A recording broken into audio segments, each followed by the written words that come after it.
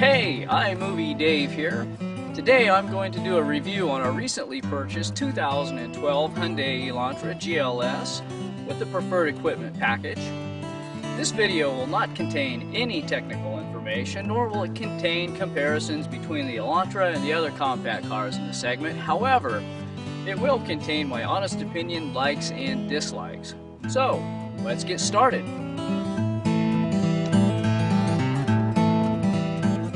After having considered several of the other compact cars, I kept coming back to the Elantra for several reasons. First of all, it's just a great looking car. Hyundai has clearly set a new standard for the competition. Its stylish windswept exterior is carried over to the very comfortable and roomy interior.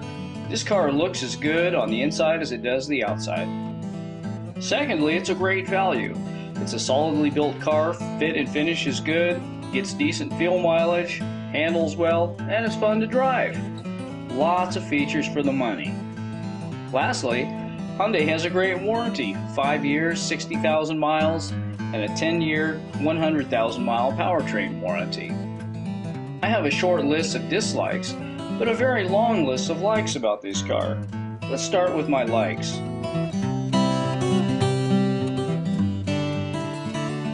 One thing that is very important to me is I have to feel comfortable in the driving position, meaning it has to feel right and fit me ergonomically speaking. I have driven many different cars that just felt weird, somewhat disconnected from the road. Not the Elantra. The interior surrounds you in such a way as to create a comfortable and confident driving experience. The window and door lock controls are nicely located.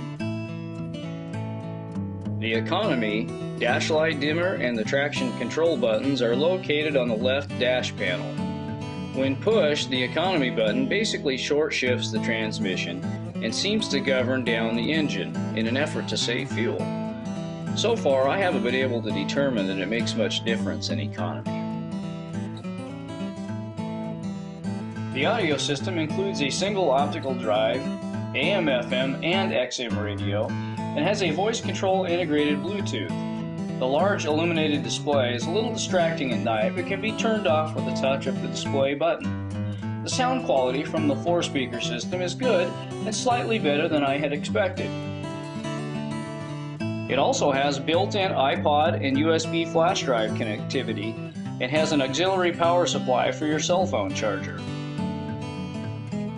The steering wheel contains audio, Bluetooth, cruise control, and the dash display control buttons.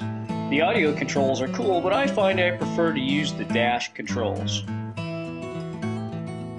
The digital clock is sculpted into the center dash and contains outside temperature.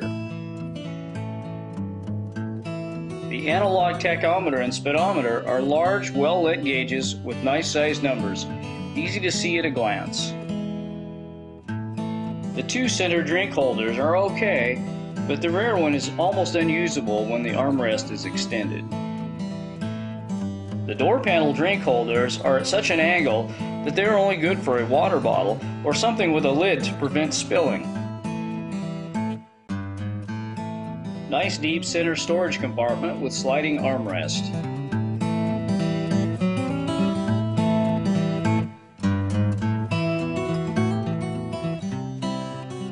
Bright touch control overhead cabin lights, left and right.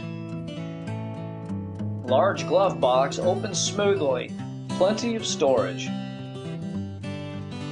Fully adjustable manual seat controls, height, angle, forward and back. Trunk and fuel lid release levers located on the floor next to the driver's seat. They can be difficult to diversify between the levers at first. Large, comfortable back seat with lots of legroom and plenty of overhead clearance. Folding armrest with drink holders.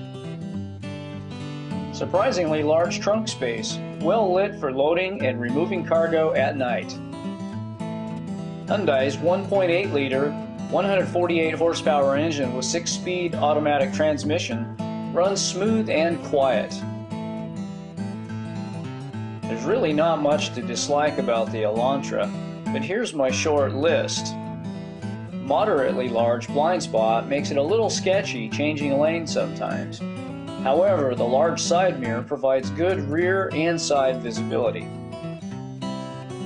The non-illuminated door lock control is a little hard to find in the dark. The brakes on the Elantra might be a little oversensitive. It takes a very light touch to bring the Hyundai to a quick stop. We did the bobblehead brake check for about the first week. The windshield wipers are just plain weird. 2 very different sized blades and wiper arms of different lengths. They work okay, but the short blade on the right leaves a heavy trail of water off the bottom as it is going up, before the longer blade on the left removes it going down. Come on, really? The Hyundai is a great people mover, but it's not a performance car. So far, I have not been able to get an average of more than about 36 miles per gallon. I was hoping to see a little closer to 40 as advertised. Now that we have covered the features, let's take this Elantra on the road. The Hyundai is right at home commuting to work or for a night on the town. The 148 horsepower engine won't knock your hat off, but it does provide plenty of stoplight to stoplight acceleration, and the transmission, while not seamless, shifts smoothly for good throttle response. Cruising at highway speeds, the Elantra's road noise varies from very quiet to fairly loud depending on the type of pavement. Overall, road noise is very acceptable. The fun begins when you get the Elantra on the windies. This car is just a blast to drive. It holds its line through a sharp corner with minimum body roll and no signs of over or understeering. The suspension is tight, but not overly harsh. However, running through a large pothole will give you a good jolt. And as I mentioned before, the brakes will stop you in a hurry. The only time you notice the modest 148 horsepower is when you encounter a long uphill. The transmission will shift down to maintain speed, but accelerating is not an option. Let's watch the Elantra do what it does best and enjoy the ride.